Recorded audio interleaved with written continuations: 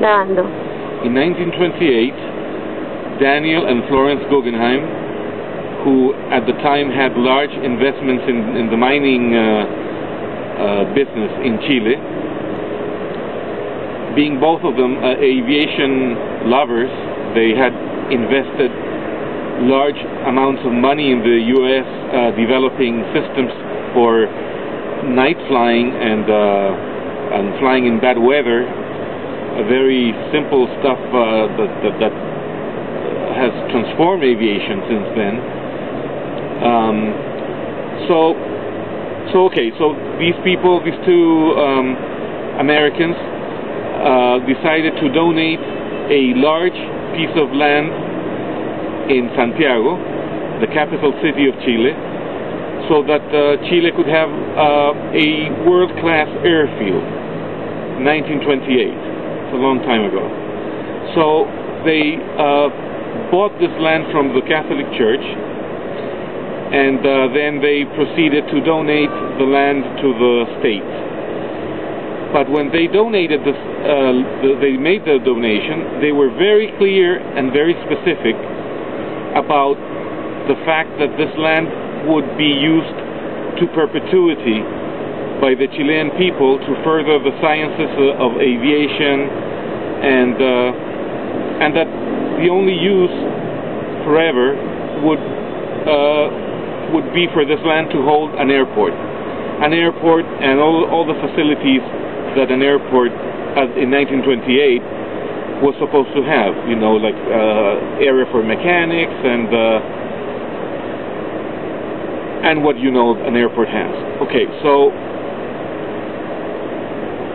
the airport was named Los Cerrillos because that was the name of the land. 700 acres, the size of the field they donated, and this airport became the main Chilean airport and had a non-stop operation without any accidents or glitches of any kind for 70 years or over 70 years, 7 decades. The airport holds a large runway where planes of all sizes can land, large aircraft. The largest aircraft in the world have landed there. And the location of the airport couldn't be better. It's located now in the most valuable land, less than 5 miles from downtown Santiago. All of a sudden, like a year ago, the government, the Chilean government, tells the people that they have decided to demolish the airport because they don't see any use for it. Even though this city of 6 million inhabitants only has one world-class airport besides Cerrillos. There are other airports that are just general aviation airports, very primitive. And so I think that we really need to have this alternate airport for safety reasons. So anyways, I understand that people from the Guggenheim Foundation came to Chile and were interviewed. They had a face-to-face interview with the Chilean government officials, where they were told that this land would be sold to developers to build parks and shopping centers and houses and stuff like that. Stuff that this city doesn't need anymore because it's a large city, very polluted, and this empty land where the airport lies permits the winds to gather speed and push the smog away from the city. So this airport serves many functions, many purposes that we in this very poor country need. The last thing we need is to demolish an airport of this type, an airport as good as the Ronald Reagan Airport in Washington, D.C., for example. So I found out, because I learned to fly in that airport in the 70s, I just found out that the people at the Guggenheim Foundation have no idea that already today, May the 5th, 2006,